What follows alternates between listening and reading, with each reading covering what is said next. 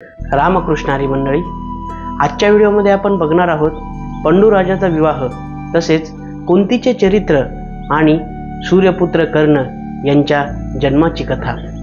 काल विचारलेल्या प्रश्नाचं योग्य उत्तर म्हणजे सूर्यपुत्र कर्ण।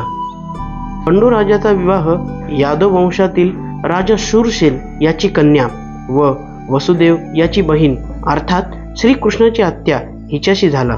तसेच मद्र देशाच्या मद्रराज शल्याची बहीण माद्री तिच्याशीही पांडूने विवाह केला आणि दोन्ही राण्यांसोबत हस्तिनापुरात सुखाने राहू लागला। नमस्कार नमस्कार नमस्कार, मी तेजस, क्षणभर महाभारत या मालिकेचा होस्ट आणि तुमचा एक सच्चा सनातनी दोस्त।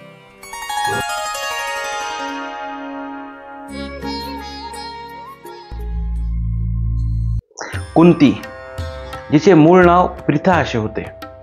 बालपणीच प्रिथेला शूरसेनाने तिचे मामा कुंतीभोजाला दत्तक दिले आणि म्हणूनच पुढे प्रिथा ही कुंती म्हणून ओळखल्या गेली। एके दिवशी आपल्या चंड स्वभावासाठी ओळखले जाणारे महातपस्वी ऋषी दुर्वास हे कुंतीच्या घरी आले।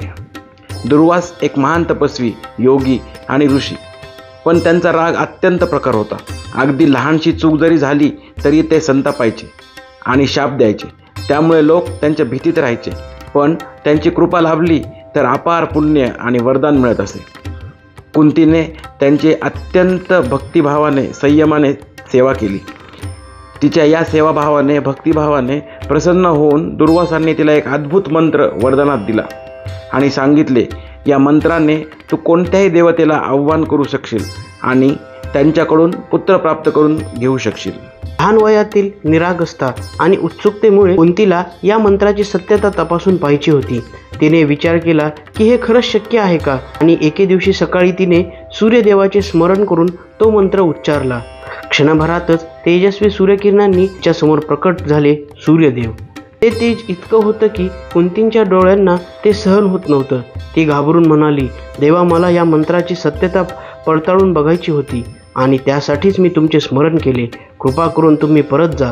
पण या मंत्राचा परिणाम थांबवता येणे शक्य नव्हते। सूर्यदेव म्हणाले, हे वरदान अडवता येणार नाही। तुला माझ्याकडून पुत्र मिळेल, पण चिंता करू नकोस, तुझे कौमार्य अबाधित राहील।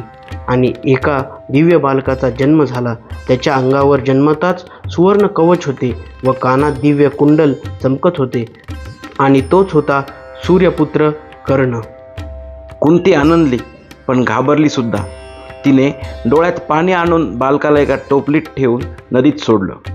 तो बालक आधिरथ सारथी आणि त्याची पत्नी राधा यांच्या हाती लागला आणि पुढे यामुळेच सूतपुत्र कर्ण म्हणून ओळखला गेला।